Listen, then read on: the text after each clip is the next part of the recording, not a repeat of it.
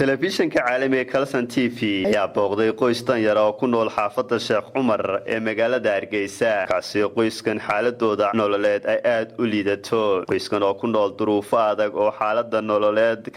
kuwaasi oo aan haysanin dhaqaale ay ku maareeyaan nolol maalmoodkooda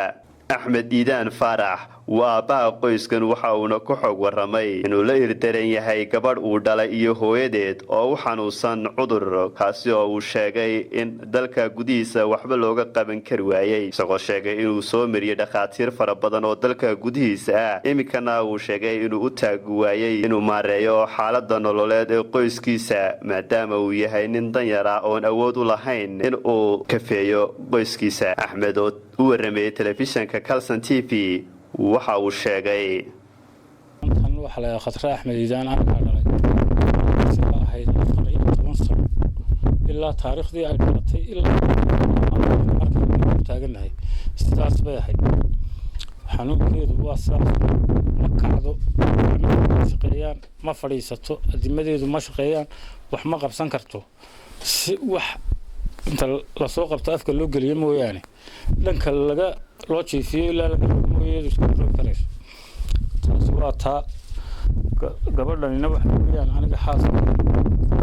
ruubtayda hooyadii muddo imika laga joogo 4 sano ka hor ayaa la helay iyada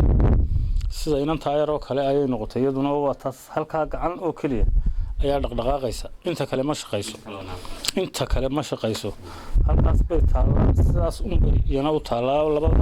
Axmed Iidaan Faarax waxa uu ka mid yahay ciidamada Somaliland ee ku nool magaalada Hargeysa hadaba xukuumadda Somaliland ayaa ka gaabisay inay taageero u fidiso qoyskan danyarka ah ee uu ka mid yahay Axmed Iidaan Faarax hadaba Axmed waxa uu ka codsaday shacweynaha reer Somaliland inay ka taakuleeyaan xaaladda dhaqaale xumo ee qoyskiisa sidoo kalena ay u diraan dhaqaatiir dibadeed gabadha uu dhalay iyo hooyadeed oo la ildaran xanuunka uu sheegay waxa uu ka codsaday ganacsatada reer Somaliland inay kaalmeeyaan qoyskiisa muslimiinta ee adduunka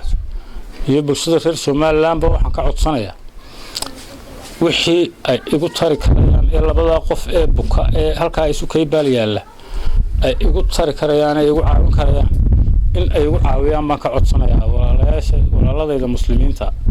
haddaba wixii tabarucaad aad ugu soo hagaajin kartaan qoyskan danyarka fadlan ugu soo hagaajiya telefoon nambarka shaashada ka muuqda waa Faysal Yusuf Kacan telefishinka caalamiga Kalsan magaalada Hargeysa